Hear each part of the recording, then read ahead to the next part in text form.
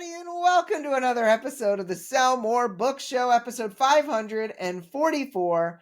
I'm Brian Cohen from Best Page Forward, joined by Deann Powell, aka Diana Zarissa, of 100 plus cozy mystery novels and so much great stuff at dianazarissa.com. Deann, we had a lot of fun talking about conferences, about cozies, about all sorts of stuff. But I loved how you revealed off the air that when we first met officially in 2019, a mutual friend actually said, "Hey, you should have Deann on your podcast." And it only took 5 years for you to come to the same it conclusion. took 5 years. Yeah, but it was worth it. The wait was worth it. I don't know. I mean, you'd have to tell me, right? But yeah, no. So like, it's always interesting. So many authors give advice, right? That's from their point of view, their time of life. The advice you're going to get from some 25-year-old is different from the advice you're going to get from a 40-year-old like me, is going to be different from the advice you get from someone who is in retirement age.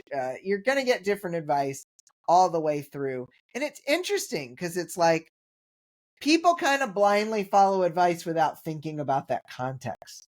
It's interesting. So for me, in the author space, I think I'm a huge fan of Becca Syme and the Clifton Yep. Strengths.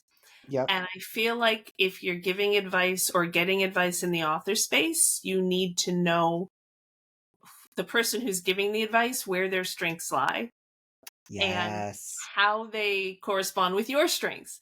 And I say that as someone with, like I said, I think I said earlier, I may not, I may have thought I was going to say it. 3 of my top 5 strengths are executing strengths. Yes. Yes. So And you did say it. I will confirm. Okay. It's on the tape. So I've got focus, achiever, and discipline in my top 5. For me, it is I will sit down and write the book I set internal goals and I do it. I have a very good friend and he tells me all the time that his top 5 strengths are shiny squirrel strengths. Yep. So for him, he can't just tell himself to sit down and write the book. So I feel like age is a factor. Where you're at in your career is a factor. When you started your career is a factor. If somebody wants to do what I did, the first thing they're going to need is a time machine because they need to start publishing in 2013. Yep. So there are just so many things that play into it. And I hate when I'm on social media and somebody will be giving blanket advice to authors that maybe applies to 10% of authors. Yeah. And it's interesting. Like, I've been trying to give more advice to the top 10% and the top 5% of authors. But for a long time, I was worried about it. And I was giving advice that was appropriate for 90% of authors. But also I found that the 90% of authors were the least likely to take me up on that advice. And I think a lot of it I'm learning is like identity stuff, is just like not some, to a certain extent, not feeling worthy enough to even try. And like what you said and what Becca always talks about is your strengths. Do you have the focus strengths? Do you have the shiny squirrel strengths? And so it's tough out there, but your original thought in this of what are the strengths of the person that you're taking advice from is very, very good advice. So thank you for sharing that. Absolutely. You gave me the nod and the another thing too. Yeah, I'm sorry, I forget. Some people will only listen and they won't hear my head shaking. You do this all the time. This is new for me, right? I know, and you're doing great. Another thing that is a huge factor is genre. Yeah. I can give you all the advice in the world, and if you want to write Amish mafia romance, that's probably not going to be relative. My cozy mystery experience. Right. So yeah. but I want to read that Amish Mafia romance Amish for Mafia sure. romance. That If sounds I great ever to write me. it, I'll send you a copy, I promise. Okay. Bessie takes on a new job. Awesome. Little ad read here. We've got openings coming up in my author ad agency. If you're a six-figure author looking to scale to 7, email me at brian@sellingforauthors.com with the subject line scale to 7. Previous week's question, I'm going to definitely ask you about this too, Deann. What's a piece of writing craft advice that you got that you specifically do not follow because you think it's wrong? Steve Morris said that you should just get the first draft written without caring about spelling, grammar, or style. Doesn't work for Steve. Karen Heenan said that I'll be faster and more efficient if I learn how to plot my books. Plotting is like writing without the fun part. By the time I get to the writing, I feel like I've already written the book and I want to do something else. I absolutely understand that feeling, Karen. And then Brian S. Paul said, only using said as a dialogue tag. I once listened to an audiobook which followed this advice so strictly that listening to it was like fingernails on a chalkboard. What should we do? He said.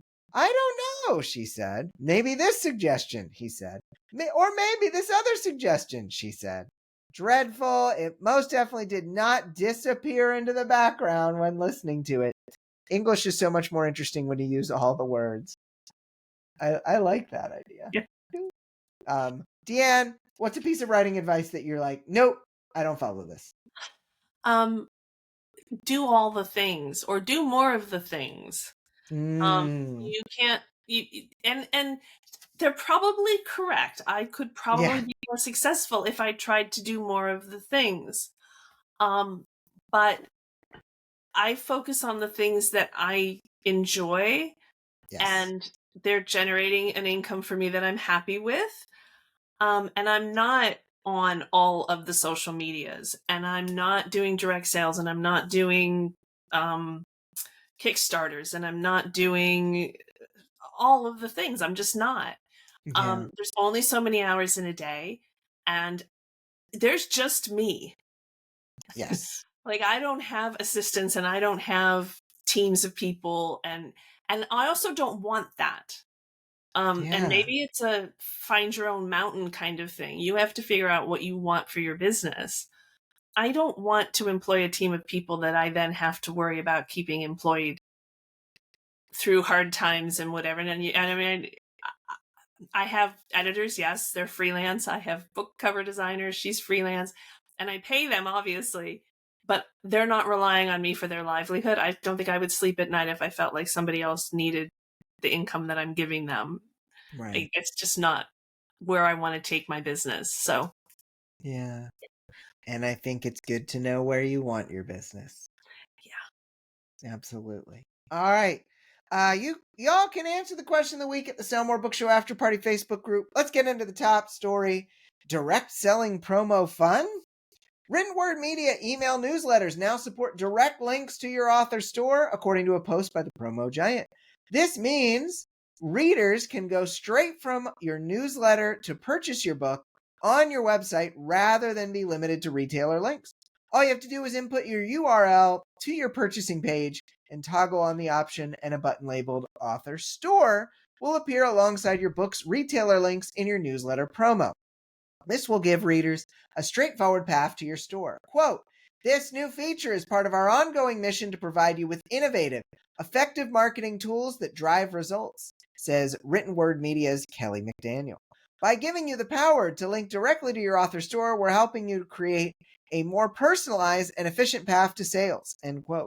To schedule your promo or see what your book would look like in action, visit the link in our show notes.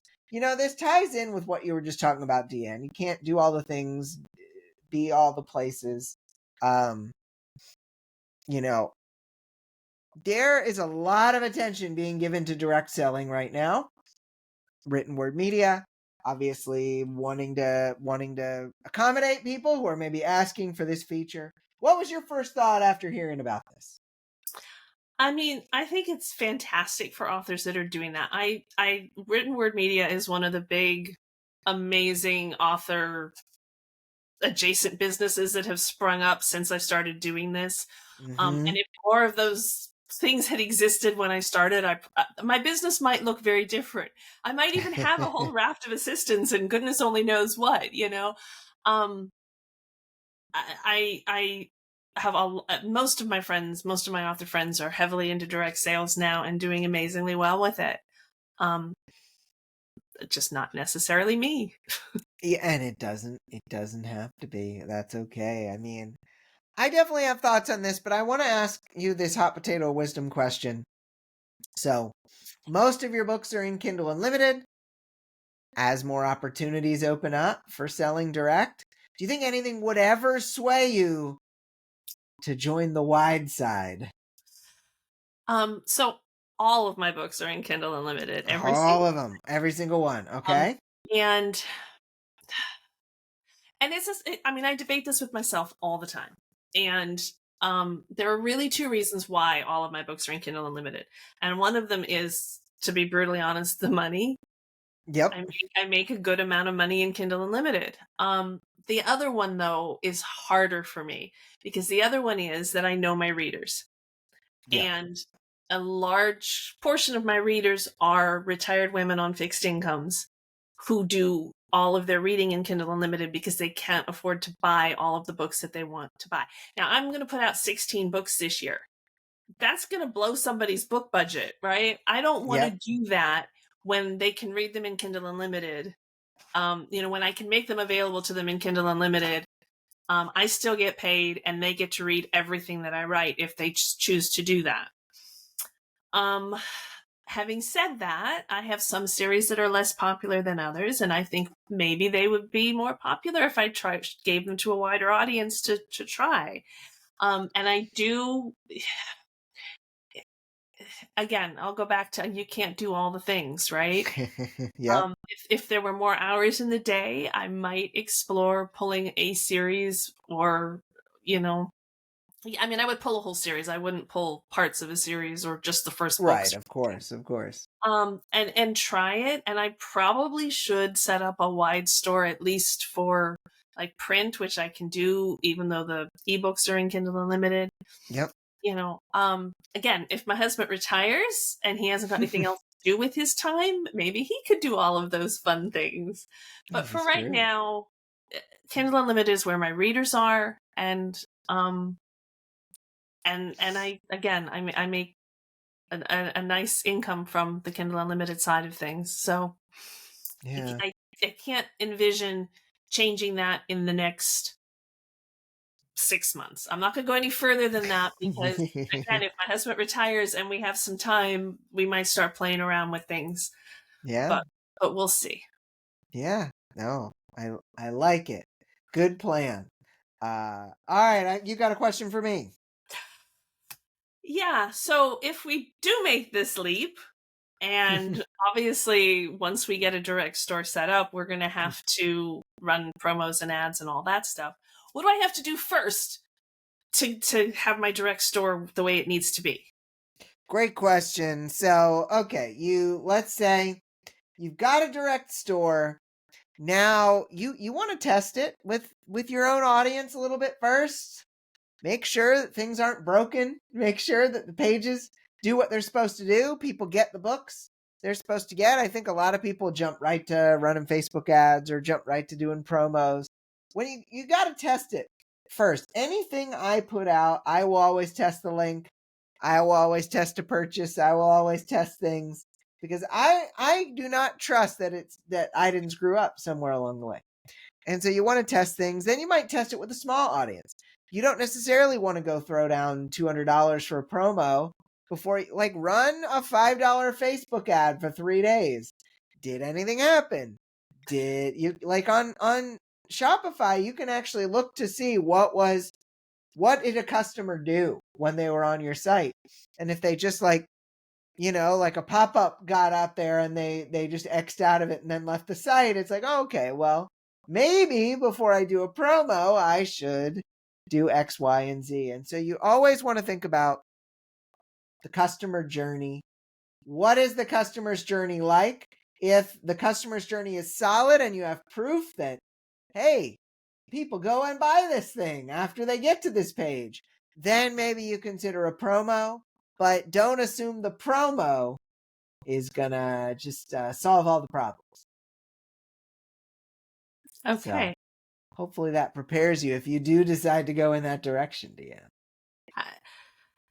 So again, it's all the things. I don't know. It's all We the will see. things.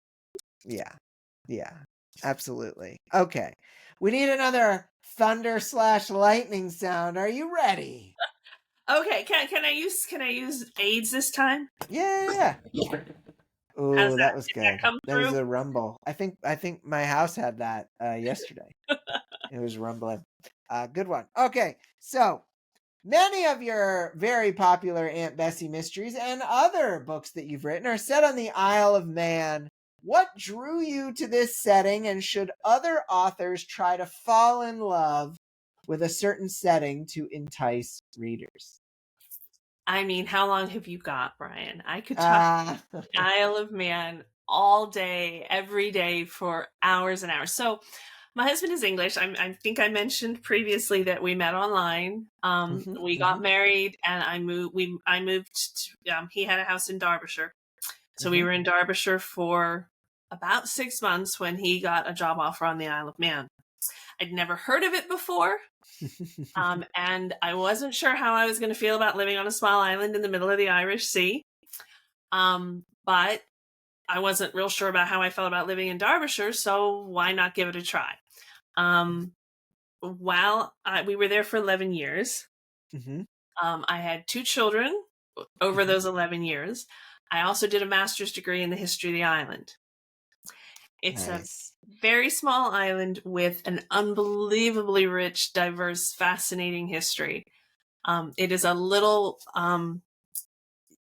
England in miniature in the sense that it has obviously a lot of coastline. It's 35 miles by 13 miles. So a lot of coastline, but it has mountains.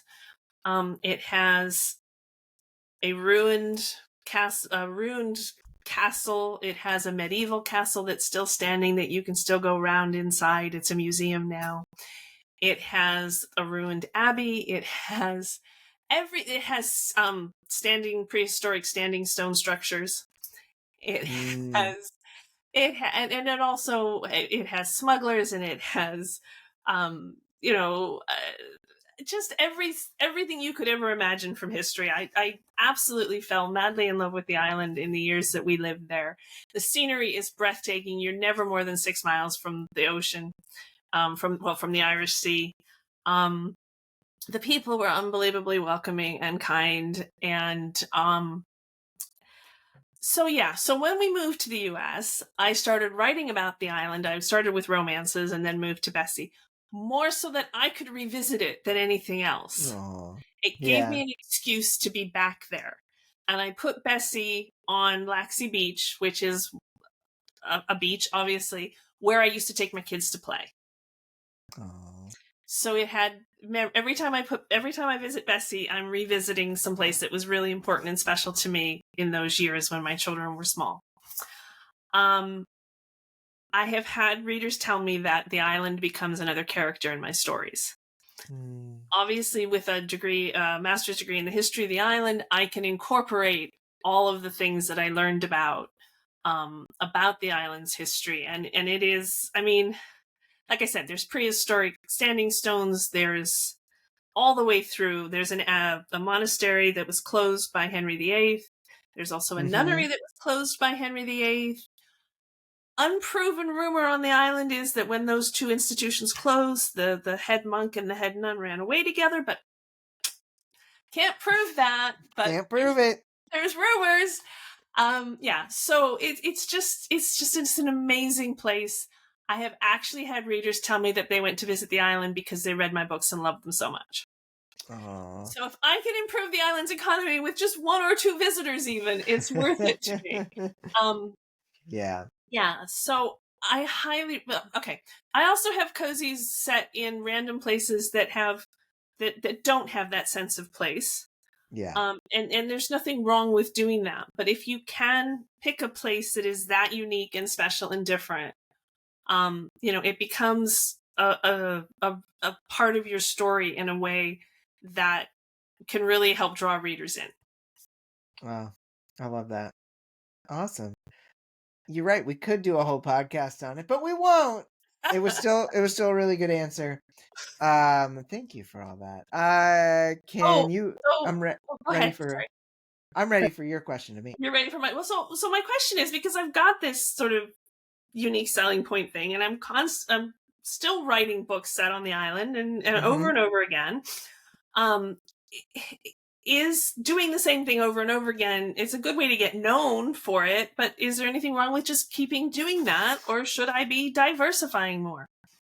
I don't think there's anything wrong with doing the same thing over and over again if it works. I see way too many authors being like, I have to change something for change's sake. And then they, like you were mentioning, some of the more recent series haven't sold as well. And it's been frustrating. And it's like, well, there's nothing wrong with going back to the well. I talked to authors who were like, well, I have to finish this series after 5. And I'm like, well, I know people like you, and I know people, who have 50 book series. And I'm like, well, there's no rules. You don't have to do anything. You don't have to keep working on the thing that's successful, but you certainly don't have to stop. Like, there is an author, we'll just say a hypothetical author, who will write their first book in 2025 and who will be massively successful by that year's end. And guess what?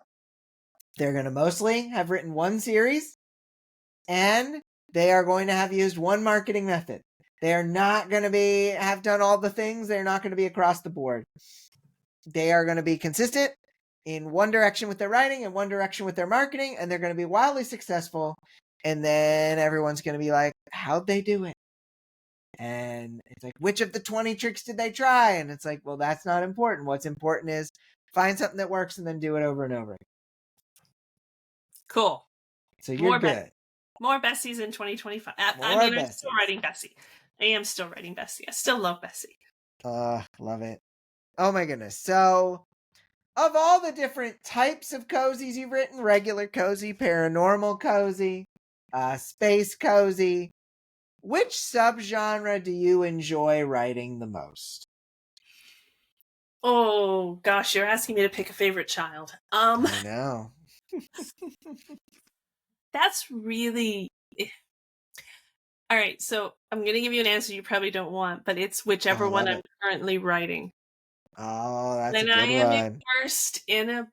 So, quick background. I don't want to go too much into methods and whatever, but I work a year ahead.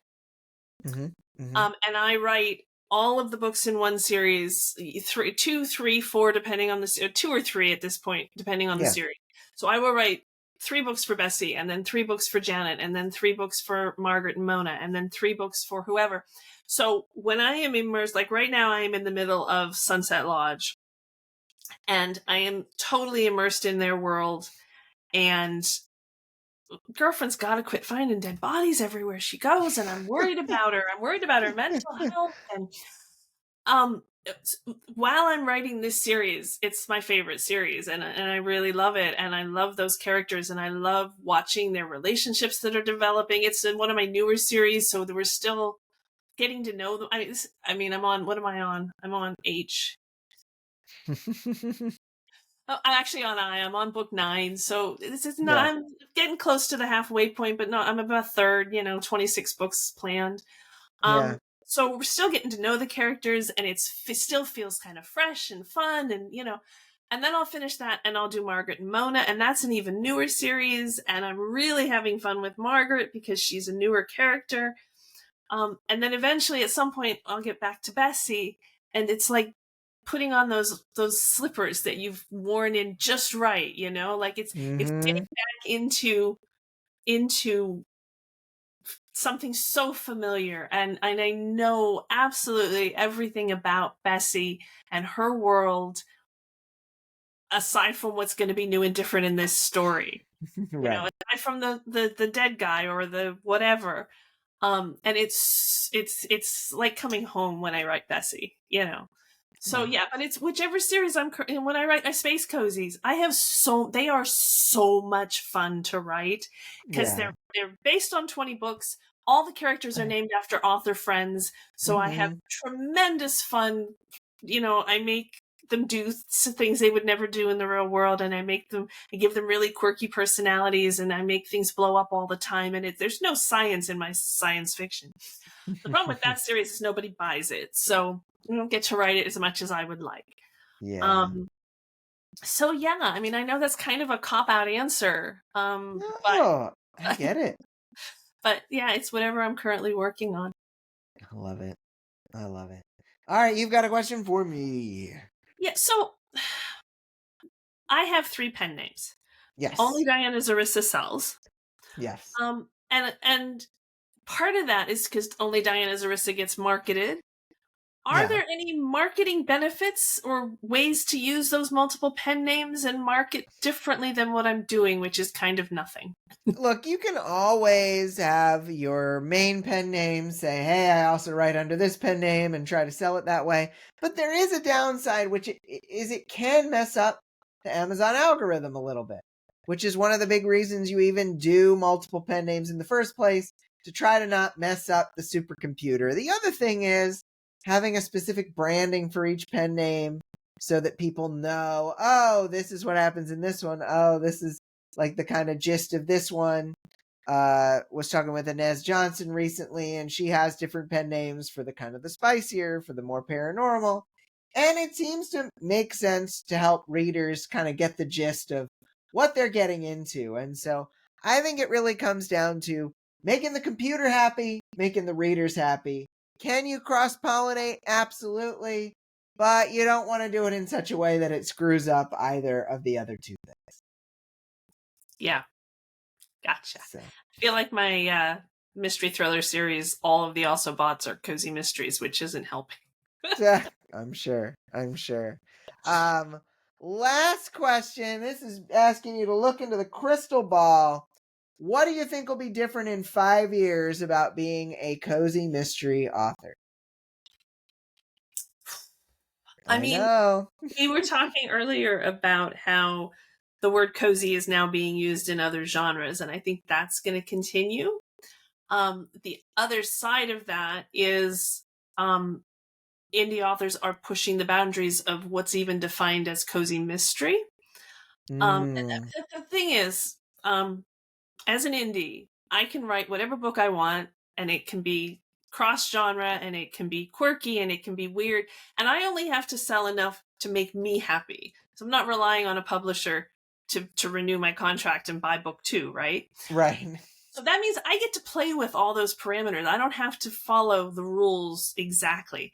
And I know cozy authors who are writing cozy mysteries with a little bit of spice, or cozy mysteries with some profanity tucked in there, or like I have a cozy thriller series, which is not really a genre, but it's my I mean, I love my cozy thriller series. I love all of Yeah. them.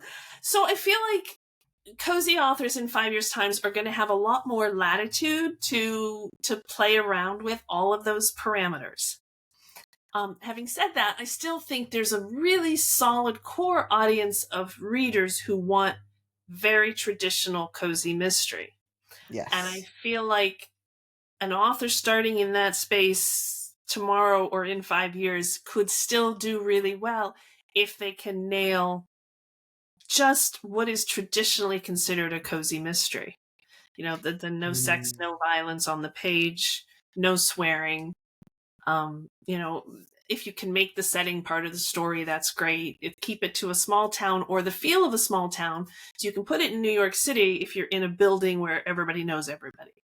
That kind of thing. Nice. I And think you just just, it yeah. needs to feel cozy. Yeah. Yeah. I think you just gave everyone a good feel for what cozy is. I feel like there could have been a cozy set in my apartment building in Chicago, There you as long go. as everybody knew who they were, and that could include our neighbors underneath us who bang the floor with a broom from time to time. Very cozy.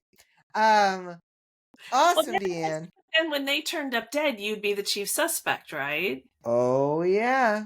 I mean, you need to Absolutely. write this, Brian. See, you're pushing me. You're pushing me. A little I bit, love just it. a little push, just a little Yeah. push. That's how we get Um, on the cozy side. That's how we get authors. I We just know. push little bits You at a just time. needle, Yeah, until true. one of us shows up dead.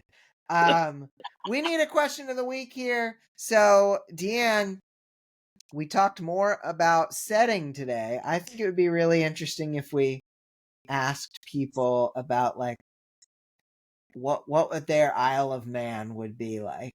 What would their place be? What do you think? That sounds great.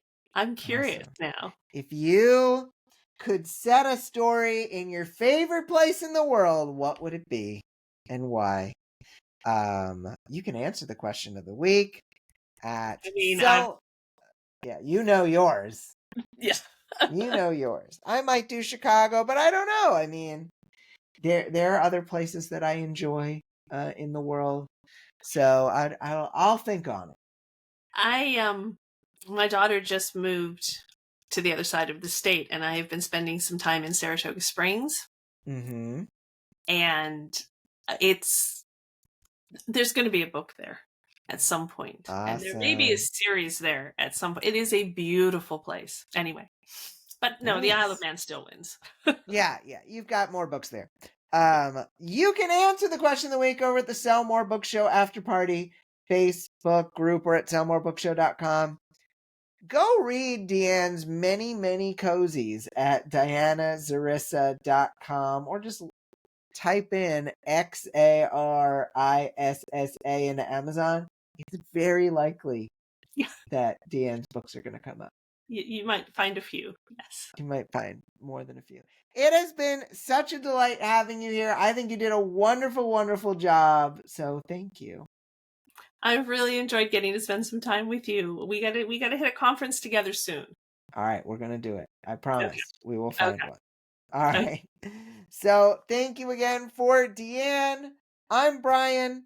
Have a great week of book selling, everybody, and we'll be back next week with episode 545. Bye.